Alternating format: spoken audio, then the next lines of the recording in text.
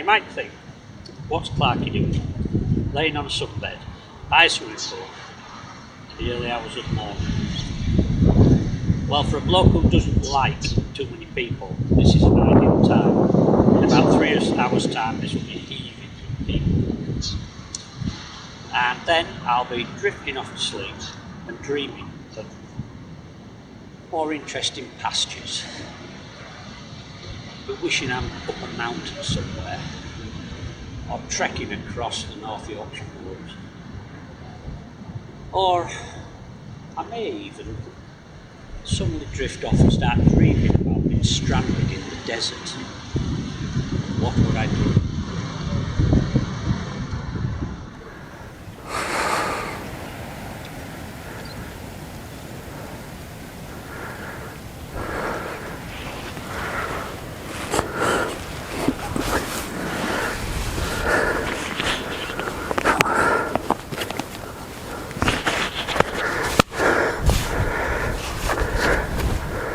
Well, sometimes you get what you wish for. I've got a big beach, miles of it, and I got it all to myself. So,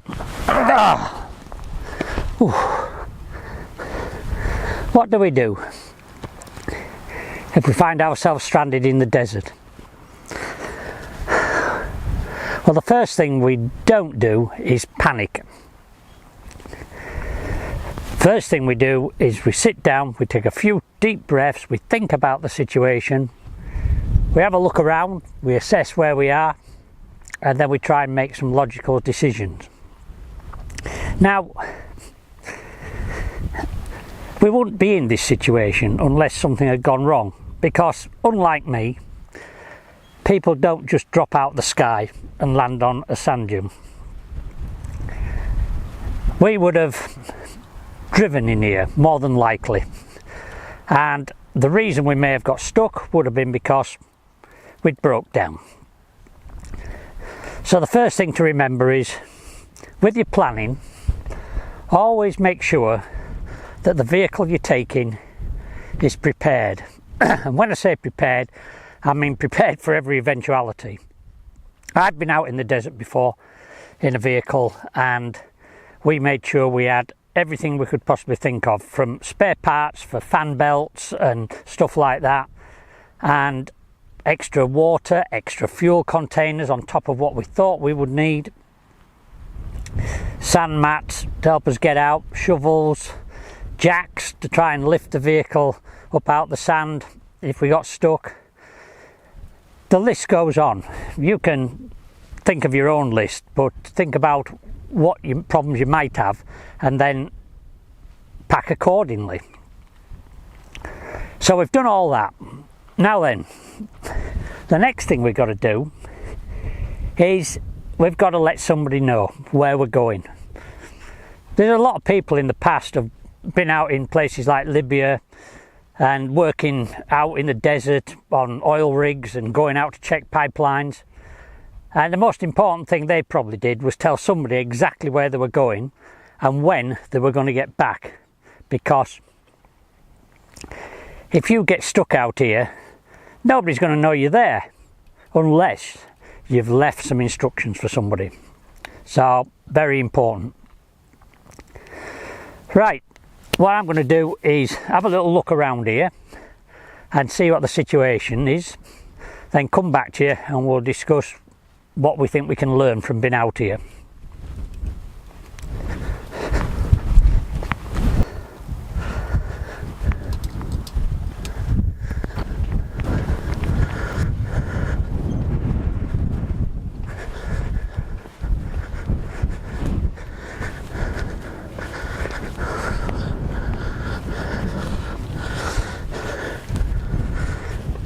Well, I've had a look around, and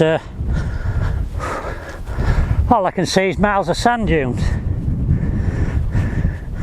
So the positive thing is I've got the vehicle. Now, say sand dunes, we're talking about desert survival, but there's a lot of types of desert. There's the Gobi Desert up in China, Mongolia, Atacama Desert in the South America, Sonoran Desert in America, the Sahara, of course, which is probably what we're simulating here, but they're all different. Even the Arctic and Antarctic are deserts, believe it or not. So there's a lot of different scenarios that we have to think about. So before I go anywhere, regardless of whether it's into the desert or just into my fields off back of my house, I consider the environment I'm going into, and I try to make sure I can learn as much as possible about it, so that if I have any problems, I've got a good idea what I'm dealing with. Now then, so here we are in the desert. Now we're in a vehicle. The most important thing is, don't leave the vehicle. We'll assume that somebody knows where we've gone. We may have, well, we will have a GPS, we'll probably have a sat phone, ring for help. But let's just assume that we haven't got those things. Let's assume we forgot the batteries and the GPS is gone dead and the sat phone's playing up and we've got no signal. Somebody's forgot to pay the bill. So we're out here, it's windy, I've had to tie my hat on.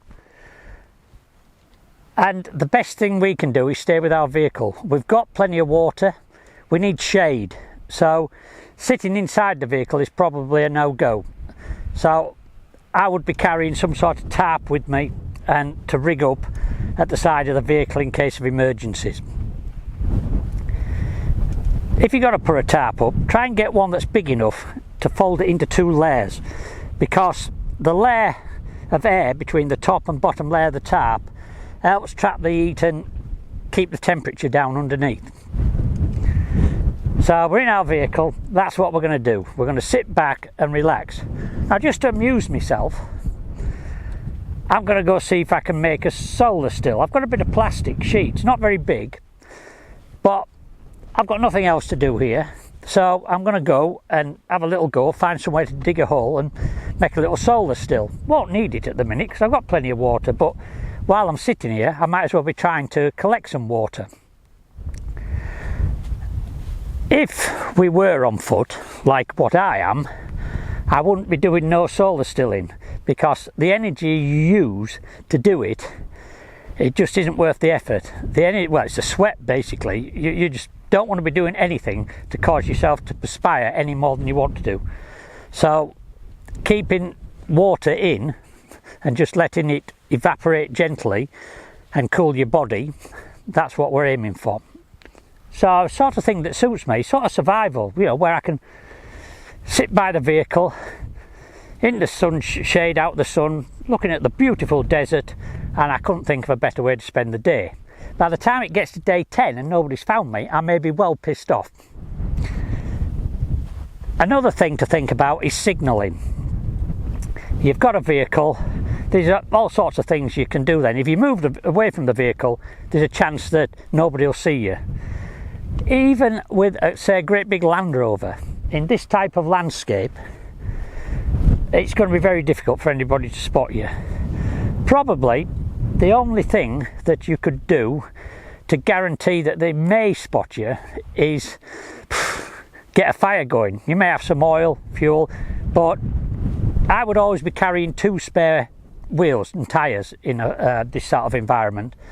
So I'd get one set up, ready to set fire, because there's nothing better than a big plume of black smoke to help people spot where you are.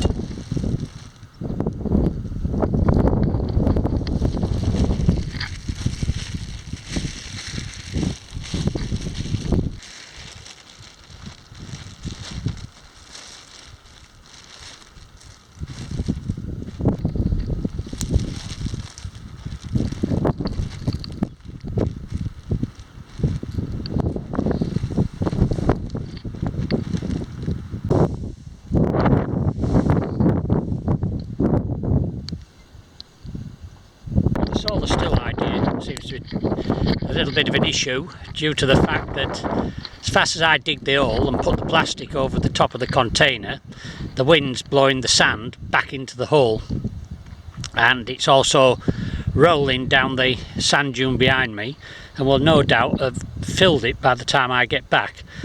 But we'll leave it there and see what happens.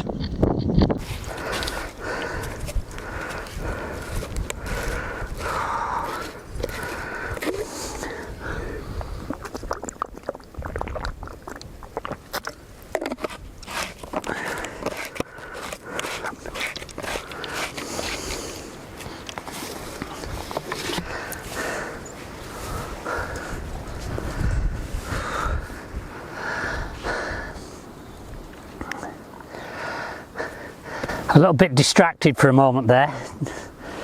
Got a little insect here. I'll just bring it over, see if you can see it. I don't know if you can focus on that or not. It's it doesn't look dangerous. I'm not doing a Bear Grylls and putting it in my mouth. Not that silly. Yeah, so there is life out here, you just got to find it. Off you go, little fella, you're not going to be breakfast today. Oh, yeah, so there might be a lot of sitting down during this filming, again, to try and preserve energy and moisture. Now we know, of course, that I'm not really in the middle of the Sahara, but it has taken me an hour and 15 minutes to walk this far into the desert, so that I am genuinely well in the middle of it, and it's going to take me another hour and a half probably to get back to a main road. But of course, if we're in the desert, we're stuck. So another thing we've got to think about, you're probably thinking, can't be that warm. Clark is wearing his fleece, he's got his long trousers on. Again, this is all about trapping moisture. All my clothing is cotton, and it's probably the best fabric, cotton and linen.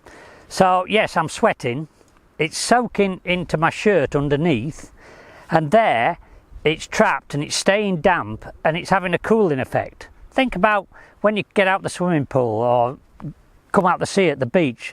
It's a really hot day, but as soon as you come out and you get that little bit of a breeze on that warm water, you suddenly get a chill. It's having the same effect in there now. Now, I had a different hat on when I set off, because I'd normally be wearing my cap, but so this is where thinking about your clothing is important when you're out in these type of environments. So the cap's great, yeah, but there's absolutely no protection at the back of my neck. I could put a t-shirt underneath it and let that hang down, make myself look like a foreign legion, eh? Real roughy tufty. Yeah, I don't think so. So for these sort of climates, often as not, I will wear my Tilly hat, which is great for keeping the sun off all round, but it's not much bloody good when it's blowing a wind like it is here. So damn thing keeps blowing off. So again, I'm expelling energy, chasing the bloody thing across the sand dunes. Now you might think to yourself, well, in deserts, it's full of Bedouins and stuff like that. How come they wear all those robes and everything, you know? Well, same reason. It's practical for the environment that they're living in, for them sort of temperatures. They don't want the sun on their skin, they don't want their body heating up, they want to try and keep it cool. And hang on a minute.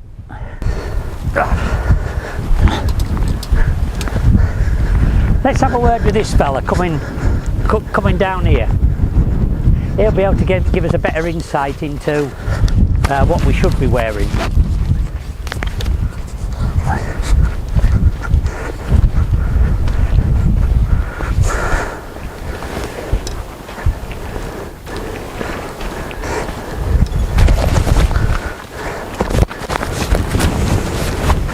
Have a look, hello.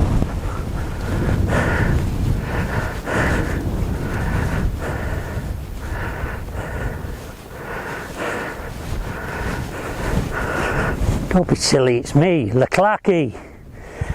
It's a low budget production this. I have to play all the parts myself.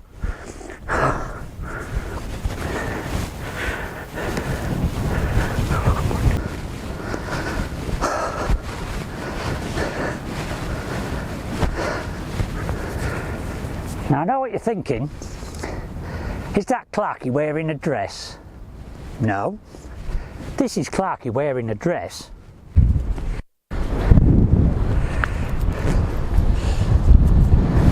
Yeah, I know. Used to have some strange habits years ago. Now, what I've got on is, well, I'm going to call it a tobe. They have different names for this type of garment all across the North Africa and into the Middle East. Slightly different styles, but I'm going to refer to it as a tobe. The headpiece here, the schmuck, that's going to be great should you get into conditions which, well, I'm having at the moment. I've just managed to find a little bit of a gully here that's slightly sheltered from the wind.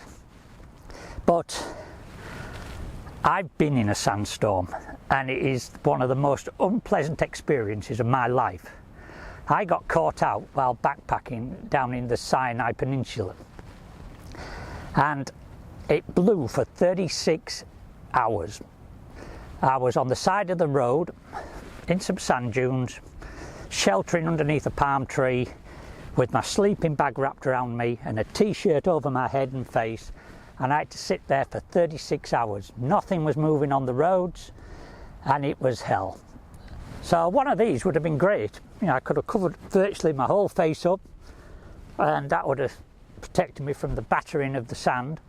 Some sunglasses on, obviously, and some eye protection. So the people in the Middle East, they ain't stupid with what they're wearing, and we can learn a lot from when we go to different cultures, looking at how they live and trying to emulate them. Although I will say this, if I start walking around like this in my hometown, my friends are going to start laughing at me. But there we go. Okay, let's move on to somewhere else and decide what I'm going to waffle about next.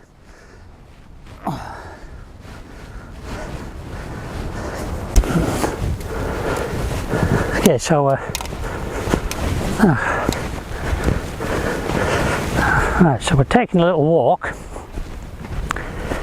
because we thought, right, we've been here 10 days, nobody's come to rescue us, maybe we have to think about getting out of here.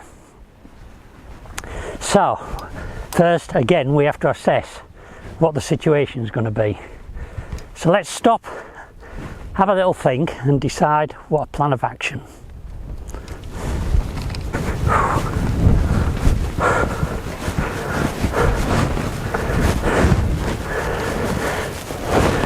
What I'm going to do is I'm going to think about it, but we're going to head for a little bit of high ground and get a bit of perspective and work out roughly where we hope to be going. Now, tell you what, I'll sit down for this bit because starting to get tired. So before we try and walk out, because our water's getting low, we've been here 10 days, nobody's come to rescue us, so our mind starts thinking, oh, maybe I ought to try and walk out. Well, first you've got to consider how far it is, and that's where having as much knowledge as possible helps.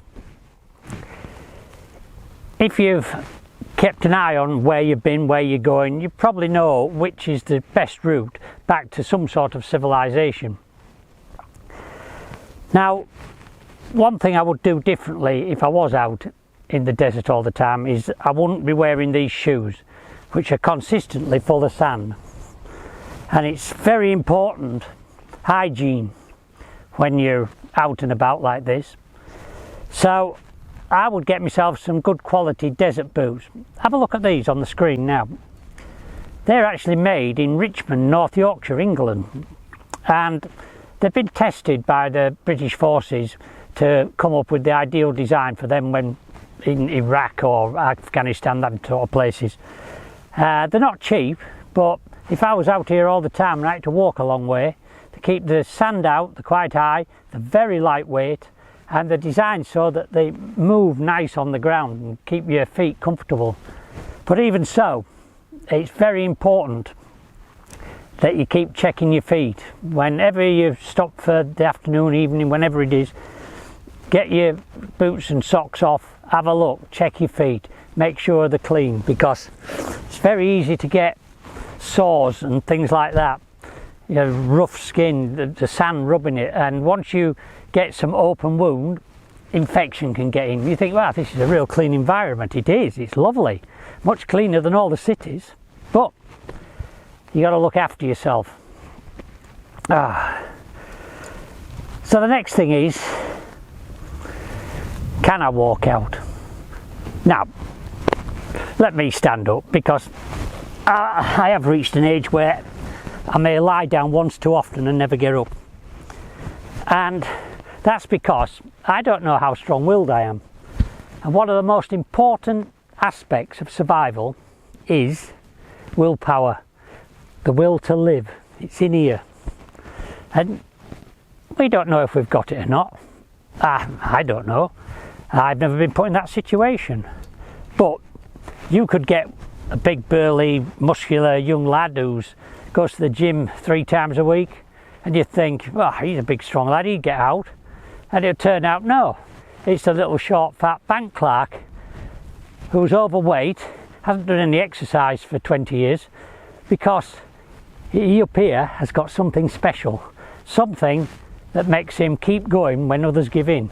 So, like I said, I don't know if I've got that. We'd have to put me in a real situation to find out. So it's very important to not give in.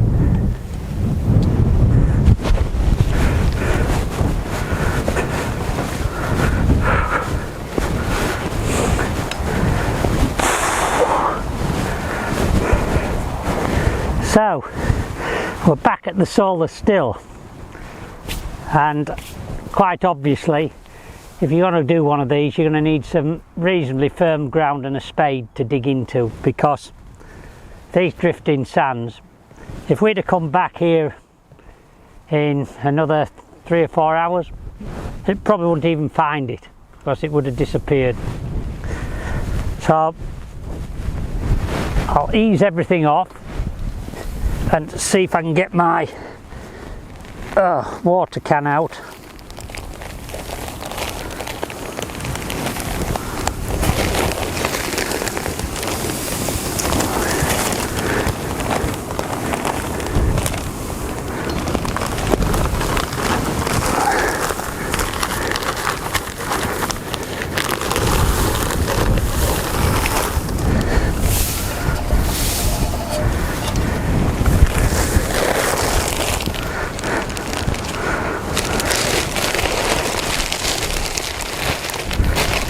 Interestingly, I can see the principle would work, because the inside of here is all wet.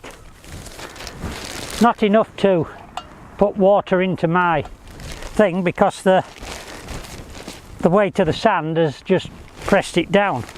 But yeah, there's just some moisture there.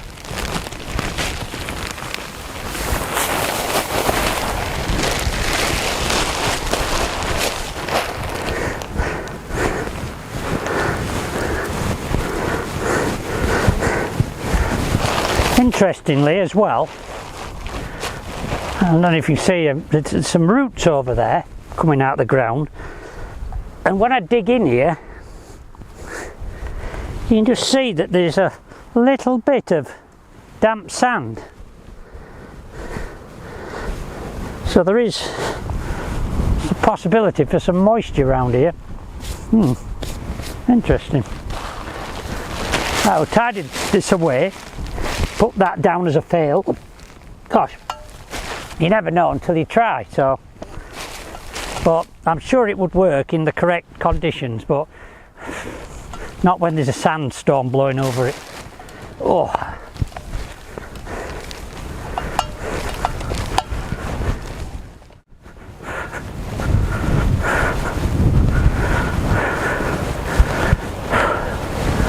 So I decided to walk out.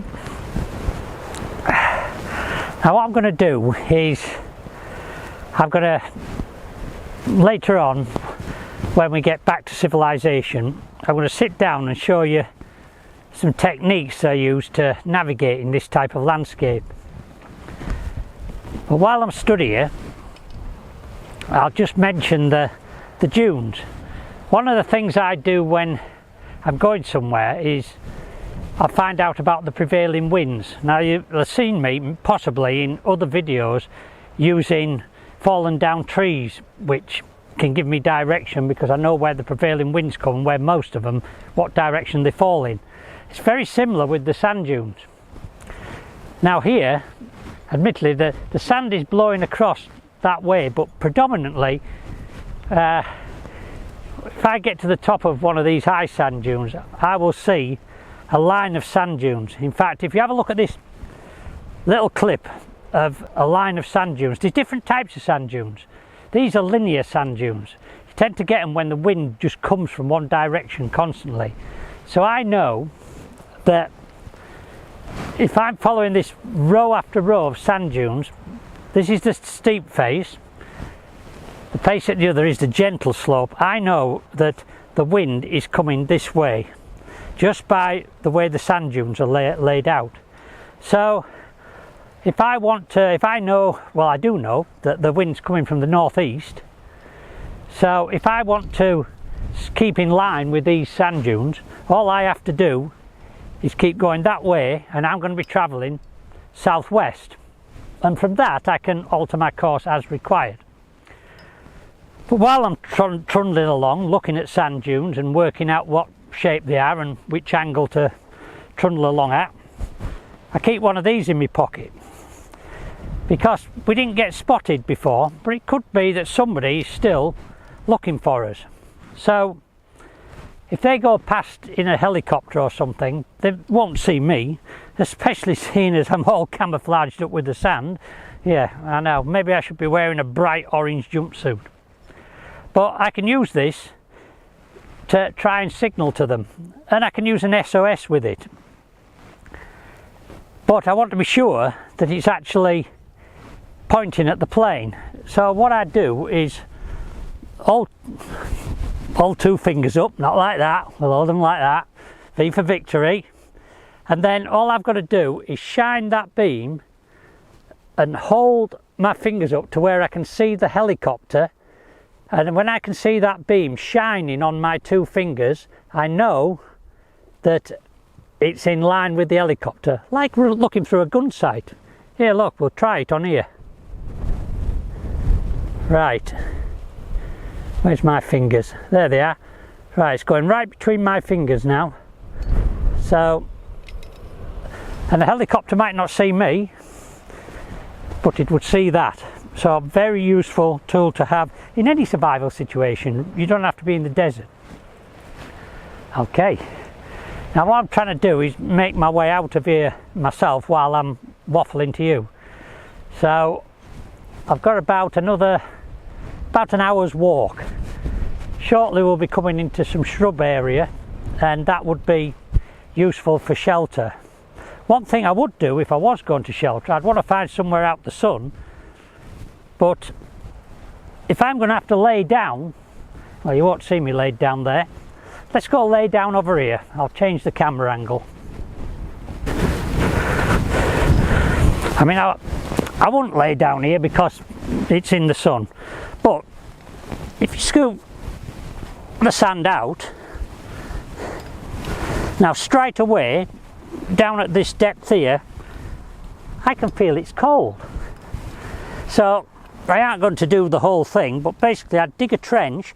That's cold there. Feels really nice. I would dig down that far and then I would lay in the trench. And I would be a lot cooler than I would if I was sat on top. Ideally though, I want to find some shade first. Oh, right.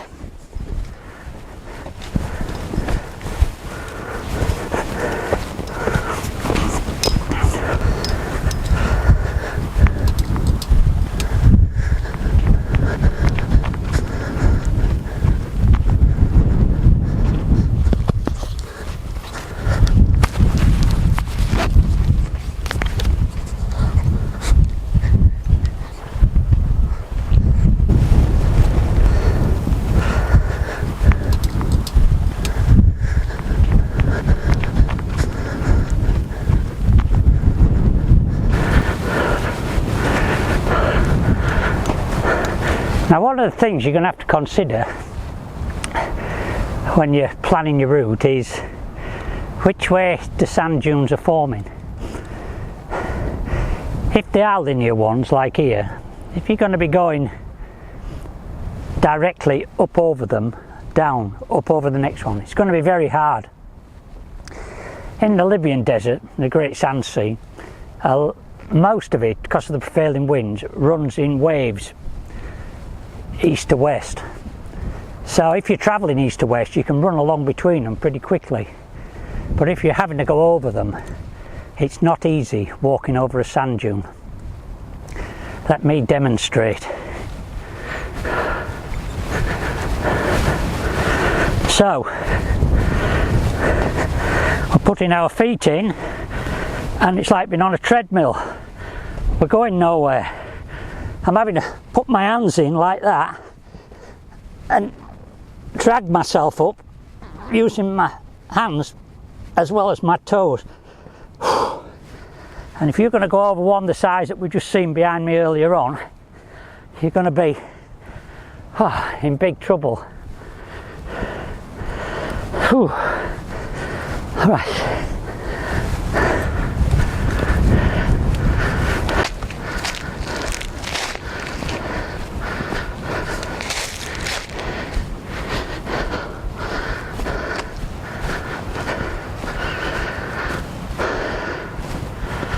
Right, we're just about out the sand now. Well, we're not out the sand, we've got a lot more sand, but we're into the shrubbery. So making our way back towards the nearest road. Just a couple of things to think about while we're going along. Another important thing not to do is, and this is going to be difficult for me, is between morning and evening, don't talk. I told you it was going to be difficult for me. Talking can lose more moisture than anything else. You can be sat relaxing in the shade and you'll be talking away, and all the time you're talking you're just losing moisture out your body. So between sunrise, sunset, try not to talk, only open your mouth to drink water. And something else to consider is my advice. Do you know what you're going to achieve? Well, you think, I'm going to survive in the desert. No, you're not. You're going to die. Of course you're going to die. The chances of surviving, if you got dropped too far into the desert and you're on foot, zilch. But you have a choice. It's Monday. You're going to die. If you listen to what I've told you, you might not die while Friday. And if you've got the mindset of that small squat little banker I was talking about, you might live while the next Monday. But the chances are you are going to die. But the longer you can stay alive, the better the chance of you being found and saved. So bear that in mind. We'll take a walk towards the road now.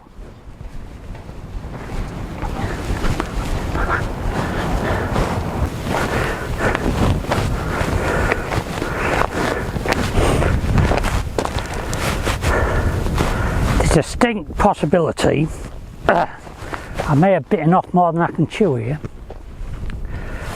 I've veered south-west more than I originally wanted to, simply because I found a road, well, a track, but a proper metal track, as opposed to coming through on the right through all the sand dunes. The only downside is that's going to bring me out to a road down there, but probably a further quarter of a mile, half a mile along from where I wanted to be. And it's weighing up how much easier and faster I can go with the least energy going the longer way, as opposed to going up and down dale over that way. Either way, I've got no way of contacting a taxi or anything, so I'm just going to have to keep walking.